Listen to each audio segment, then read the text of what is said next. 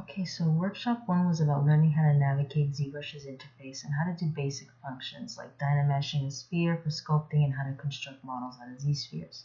For the second workshop, I asked all of you to bring a character sheet or image planes of an original character so that we could build them from scratch.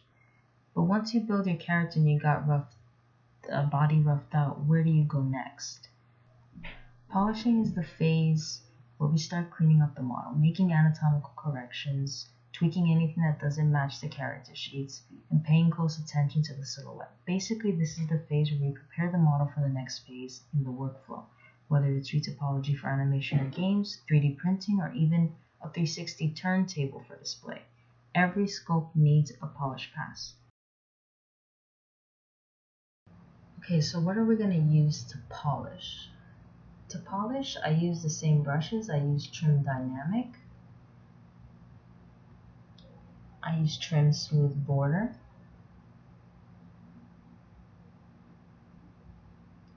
I use the damn standard brush. Remember that if you hit Alt, you get it in the reverse. And I use Move Topological. I also use the H Polish brush. And all these brushes I also use in their alt form. This is my roughed out head of Taurus, an original character from my webcomic series Grandpa. As you can see, he has a lot of cracks and bumps everywhere. And the objective of the polish pass is to smooth out all those areas and make any anatomical corrections while perfecting his silhouette.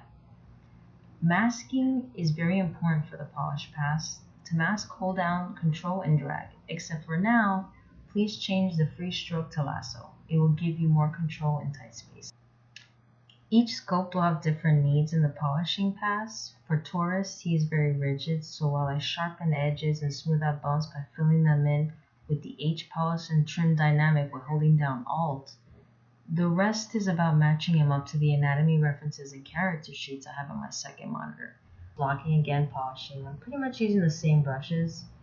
And that's it. ZBrush comes with a bunch of brushes, and it might be intimidating at first, like which one do I use to get the result that I want? And the truth is, there's no easy answer to that. It's just like with Photoshop. There's some people who use a few brushes to make beautiful things, and there's people that use 100 brushes to make beautiful things. It's how much do you need, and what are you trying to go for? So here's when you start really refining areas of the skull, and in polishing, you're really getting into a lot of tight places. So again, masking is very important. And I'm just trying to block out different parts of his face. During the polish pass, it's important to pay close attention to the skull.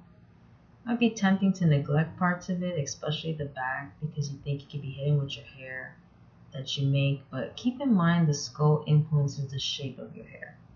The shape of the skull is even more important for bald characters because there's nowhere to hide your flaws. The polish pass is a good way to also gauge your understanding of anatomy. How close were you to getting it right in the rough pass? What areas do you still need to focus on to improve? The best thing I can say with each sculpt is push yourself. Never do it exactly the same way, and always find ways to improve your workflow. I'm just going in there refining areas of the anatomy. Polishing phase is also a good time for you to really define the lips. Lips are really easy to kind of have wishy-washy, and there's nothing worse than seeing models that the angles and the edges don't have purpose. The artist hasn't made a decision of what they want to do, and you got to be clear. Either it's for you or the next person who's going to retopologize. Give them clear guidance, and that even if it's for yourself, you'll appreciate it later when you're in that next phase. So I really just try to clean everything up. The last thing I want to do is make anatomical corrections in the retopology phase unless it's absolutely necessary. So these parts here, if I don't make it clear now, I really won't know what the topology needs to be like. So I'm just cutting into him and then filling in. Polishing is also about that, filling the holes. I'm sure you've seen all over your model. Every model is different, of course, but it's going to be areas where you're going to see looks like little dents and bumps, like the surface is uneven, and polish is a really good way for you to to smooth that out. And H polish in reverse. If you hit the Alt key and you use polish or trim dynamic, and that's for any brush in ZBrush, you get the opposite effect, right? So polish, instead of cutting in, will fill out, but it fills out flat. And that helps a lot because a lot of times you're just trying to smooth things over. So you get the added bonus of not only adding mass like you want, but unlike with clay buildup or other brushes, you're not creating an uneven surface in doing so. So it's really just filling in.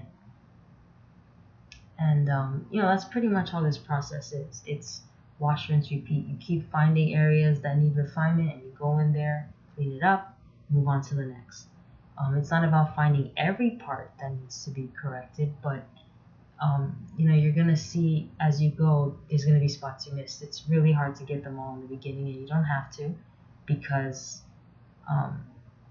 you're not even close to finish. I mean, as you see this character, he doesn't even have his body yet, so it's really hard for me to map everything out at this point. So I'm just doing my best to do a basic polishing pass before moving on to his body and his hair and stuff like that. I mean, the artwork that I have. The bonus, or I guess not saying like cheating in a way, but I know Taurus a little bit better than I would a typical character without modeling, because I drew him for quite a while in the comics, so I have a pretty good idea of how I want him to be.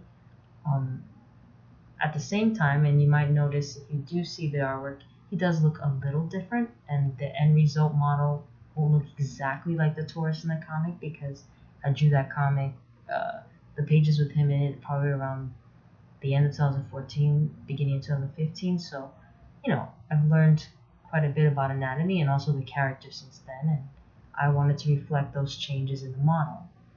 So I like to think of this Taurus as like a 2.0. So going back to the polishing, as you can see, I'm just masking and cleaning things up.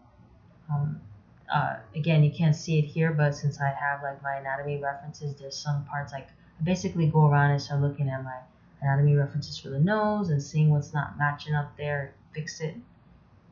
Try to get, again, you're trying to marry, especially stylize, what is anatomically correct and what is correct by the model, the character. You're trying to please both at some point.